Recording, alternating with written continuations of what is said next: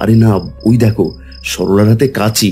তার মানে কি? হায় হায় হায়, আরে আমার এ কি সর্বনাশ হয়ে গেল রে। বউ যখন আমার, তখন আমি এর বিচার করছি। আমি চললাম গো দিদি। তুমি এই কাজটা কেন করেছ?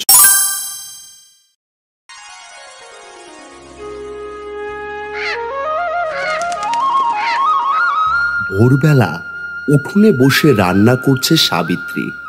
তার পাশেই বসে আছে বুড়িমা ও পূজা। কুয়াশার চাদরে ঢেকে আছে চারদিক। দেখেছো দিদা, দেখেছো কি সুন্দর কুয়াশা পড়েছে চারপাশে? আমিও তো সেটাই দেখছি গো দিদি ভাই। শীত তবে শুরু হয়েই গেল, কি বলো বড় বৌমা? হ্যাঁ মা, কিছুদিন ধরেই কুয়াশা পড়ছে, কিন্তু আজকের কুয়াশা যেন শীতের জানান দিয়েই দিল। হ্যাঁ গো মা, এই শীতের সকালে কুয়াশার মধ্যে উঠোনে বসে রসের পিঠা খেতে কি যে মজা লাগবে। ও মামা, মা গো, আমাদের একটু রসের পিঠা বানাও না মা। রসের পিঠা? তার যে অনেক খরচ গো দিদি ভাই। শীত আর বেশি জেঁকে বসুক, তখন খরচও কমে আসবে। কিন্তু দিদা, আমার যে এখনই খেতে ইচ্ছে করছে। সে তোর মুখে তো সারাক্ষণই শুধু খাওয়ার কথা। এটা খাবো সেটা খাবো করতেই থাকবি।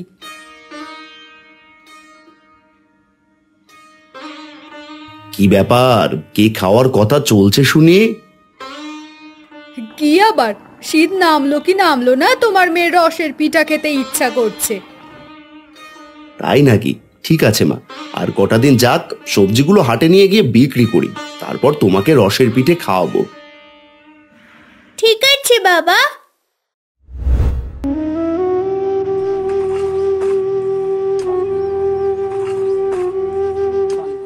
এই নবীন, আর কোদাল মেরো না, উপরে উঠে এসো। কেন? আমি তো সবে কাজে যোগ দিলাম মাধব। আমাকে এত দ্রুত কাজ বন্ধ করতে বলছো যে? উঠে এসো বলছি, কর্তা কাজ করতে নিষেধ করে দিয়েছেন।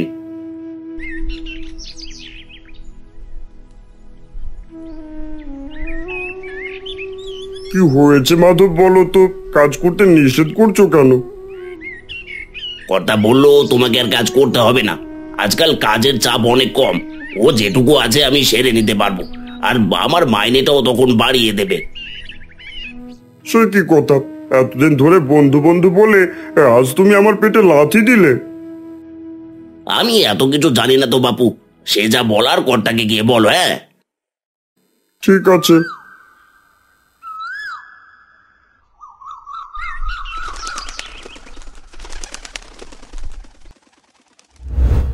সকালের হালকা রোদে বারান্দায় মাদুর বিছিয়ে খেতে বসেছে গোপাল, বুড়িমা ও পূজা। সাবিত্রী তাদের সকলকে খাবার পরিবেশন করছে। আজকের খাবারটা যা সুস্বাদু হয়েছে না গিন্নি, কি বলবো তোমাকে। সে তো তুমি রোজই বলো গো, সামান্য কচু পাতা দিয়ে খাচ্ছ, তাতেই নাকি এত স্বাদ। সে সুস্বাদু হলে সুস্বাদু বলবো না? তুমিই বলো মা, আমি কি কিছু ভুল বলেছি? না গো মা, গোপাল ভুল কিছুই বলেনি। হঠাৎ করেই গোমরা মুখে হন্তদন্ত হয়ে হেঁটে উঠোনে এসে দাঁড়ালো নবীন। এ কি রে নবীন, তুই এত তাড়াতাড়ি কাজ থেকে চলে এলি যে? নবীন তোর কথা না শুনেই তো চলে গেল রে গোপাল। হয়তো শুনতেই পাইনি। আমি ভাবছি এত সকালে কাজ থেকে ফিরে এলো কেন। হয়তো শরীর খারাপ করেছে, পরে জিজ্ঞেস করলেই হবে। এখন খেয়ে নাও তো।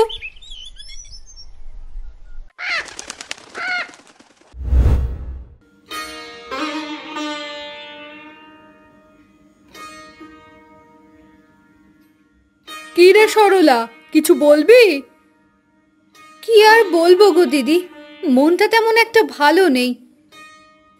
কেন রে, তোর আবার কি হলো? আমার কিছু হয়নি গো, হয়েছে তো তোমার দেওরের।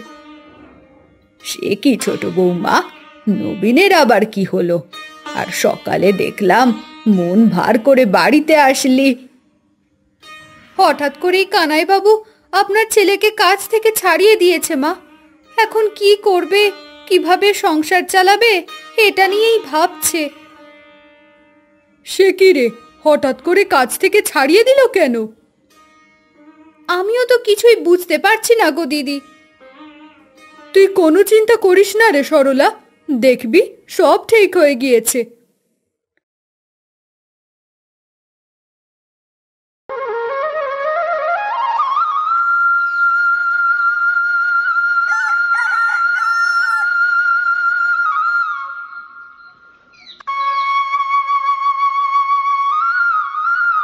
ও দিদা, আমরা এখানে কেন এসেছি গো? একটা কাজে এসেছি, তুমি এখন কোনো কথা বলবে না। ঠিক আছে গো দিদা।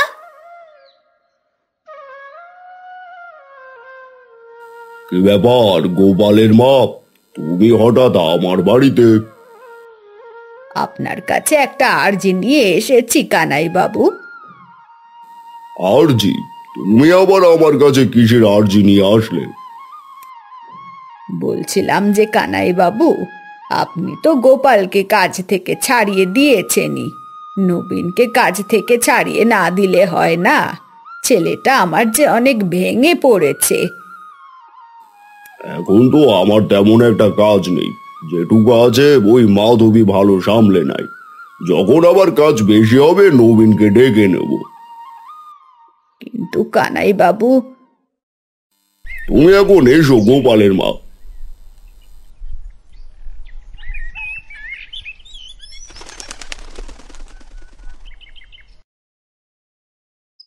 বলি কি, কথায় কথায় এত ছ্যাঁত ছ্যাঁত না করে অন্য কোথাও কাজের সন্ধানে গেলেই তো পারো গো। সেসব না করে উল্টে আমার সাথে রাগ দেখাবে।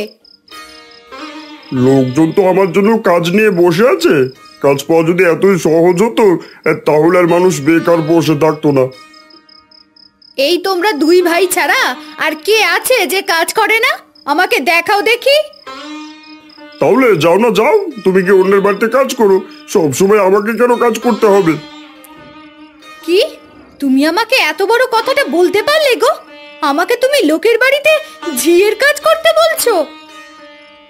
আমি যদি লোকের জমিতে কামলা দিতে পারি, তুমি কেন ঝিয়ের কাজ করতে পারবে না? বুঝেছি গো, বুঝেছি, আমি সব বুঝেছি। বুঝলে তো ভালোই।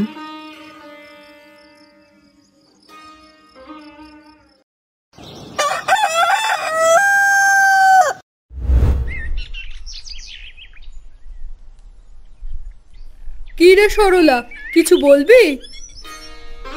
বলছিলাম কি দিদি, আমাকে কিছু সবজি দেবে? এ বেলাটা রান্নার কিছু নেই, তাই আর কি। সবজি নিবি? সে না হয় কিছু সবজি দিলাম, কিন্তু খানিকটা সময় অপেক্ষা করতে হবে যে। তোর দাদা হাটে যাওয়ার জন্য প্রস্তুতি নিয়েছে, সব সবজি মেপে নিয়েছে, ওখান থেকে তো সবজি নামানো যাবে না। দেবে না সেটা বললেই হয়, এত বাহানার কি আছে গো? তুমি একটু বেশি কথা বলো, বুঝলে ছোট বৌমা? সাবিত্রী কখন বললো দেবে না? আমার ভুল হয়েছে দাদা, আমরা না খেয়ে থাকলেও আপনাদের কাছে আসাটা উচিত হয়নি। এই বলেই সেখান থেকে চলে গেল সরলা। সাবিত্রী আর গোপাল অবাক হয়ে সরলার দিকেই তাকিয়ে রইল।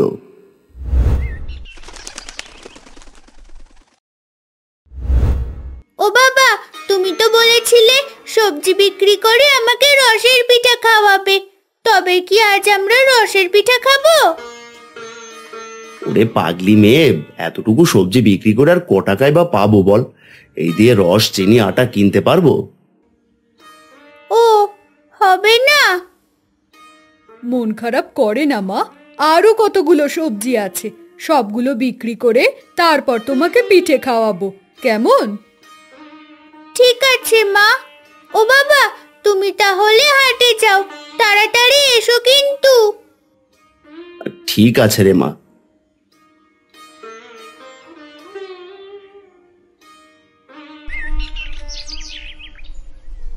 হ্যাঁ রে মাধব, তোরা হঠাৎ নবীনকে কাজ থেকে ছাড়িয়ে দিলি কেন রে? নবীন তো আমার মতো অসুস্থ থাকে না। সে আমি কি করে বলবো বলো গোপালদা, কর্তার নবীনকে ভালো লাগছে না, তাই নেয়নি। এ আবার কেমন কথা? তোরা দেখছি ইচ্ছে হলে কাজে রাখছিস, আবার ইচ্ছে হলে বের করে দিচ্ছিস। এমন করলে কিভাবে হবে? সে তুমি এসব আমাকে না বলে কর্তাকে গিয়ে বললেই পারো। আর তোমার এত চিন্তা কিসের বলো তো? এই তো দিব্যি সবজি চাষ করছো, হাটে নিয়ে যাচ্ছ। আমি নবীনের জন্য বলছি, আমার জন্য না। তোমাকেই বা নবীনের জন্য ভাবার এত মাথার দিব্যিকে দিল? হ্যাঁ, বুঝলি মাধব, তোর সাথে আমার আর কথা বাড়ানোই উচিত না। সে তুমি না বললে না বলো, তাতে আমার কি আসবে যাবে বলো তো? মাধবের কথার কোনো উত্তর দিল না গোপাল। সে চুপচাপ নিজের কাজে চলে গেল।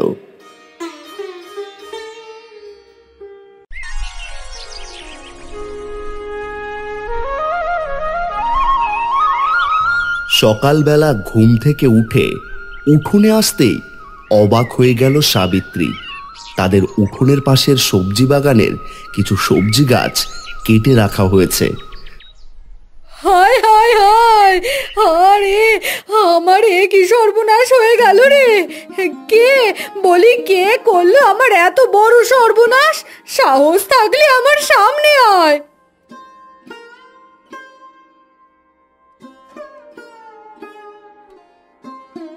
কি হলো কি গিন্নি, তুমি এভাবে চিৎকার করছো কেন? চিৎকার কি আর সাধে করছি গো? এই দেখো আমাদের সবজি গাছগুলো কিভাবে কেটে রেখে দিয়েছে। হায় হায় হায় রে, এ কি হলো আমাদের? ও দিদি, এমন একটা কাজ কে করলো বলো তো? আজকাল মানুষ যে আর মানুষ রইলো না গো। দেখ না ছোট, আমার কত বড় সর্বনাশ হয়ে গেল। বলি, কে করলো এসব? এইভাবে চিৎকার করলে কি আর চোরকে ধরতে পারবে বৌদি? চোখে চোখে রাখতে হবে। তুই ঠিকই বলেছিস রে ভাই।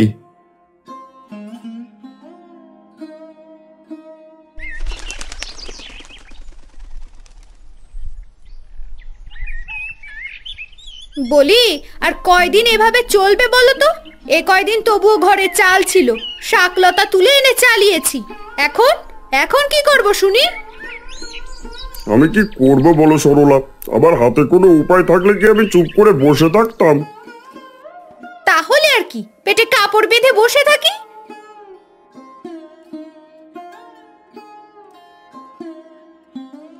ওকে এসব বলে কি হবে বলো ছোট বৌমা? আমিও পূজাকে নিয়ে সেদিন গিয়েছিলাম কানাই বাবুর কাছে। তুমি সেখানে গিয়েছিলে মা? কি বললেন কানাই বাবু? বললেন কাজে লাগলে জানাবে। তাহলে আর কি, আমি কিছু বললেই তো আবার যত দোষ।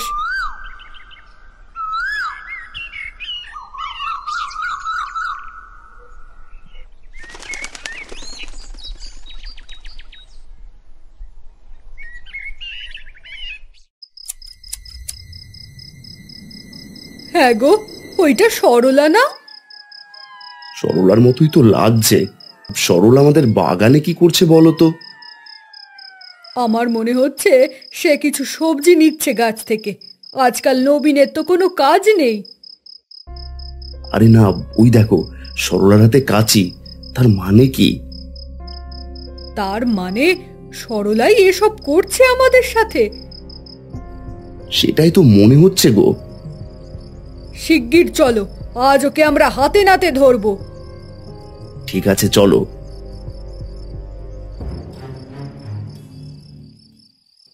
ছি সরলা, ছি! তুই আমাদের নিজের মানুষ হয়েও এমন একটা কাজ করতে পারলি? আমি আমি কিছু করিনি দিদি। খবরদার সরলা, তুমি আর একটাও মিথ্যে কথা বলবে না।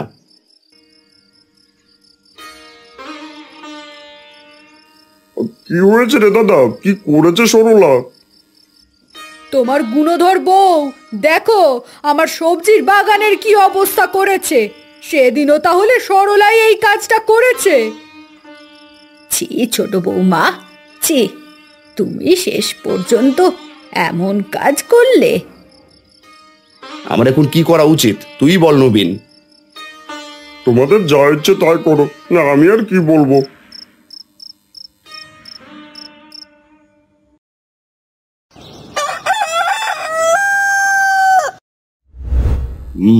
সবকিছুই শুনলাম, কিন্তু পারিবারিক বিষয়ে আমি সমাধান কি দেব বলো তো গোপাল?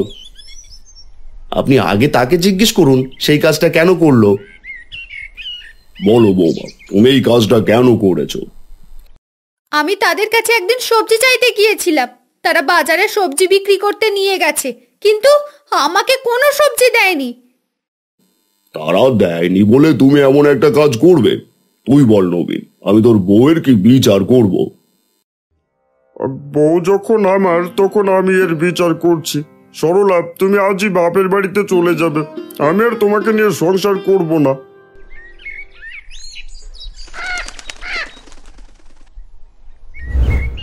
আমি চললাম গো দিদি, আশা করছি এখন তোমরা অনেক ভালো থাকবে। তুই এমন কাজ না করলেই পারিস সরলা। ওকে এসব বলে লাভ হবে না বৌদি, অযথা ওকে আটকানোর চেষ্টা করো না। তোমার দেও ঠিক কথাই বলেছে দিদি, তুমি আমাকে আটকিও না, আমি চললাম। তুমি বরং কয়টা দিন বাপের বাড়ি থেকে ঘুরেই আসো ছোট বৌমা। নবীনের মাথা ঠান্ডা হলে আবার এসো, আর এই পরিস্থিতি থেকে শিক্ষা নাও। ওর কখনোই শিক্ষা হবে না মা। ঠিক আছে, আমি যাচ্ছি, তোমরা সকলেই ভালো থেকো গো।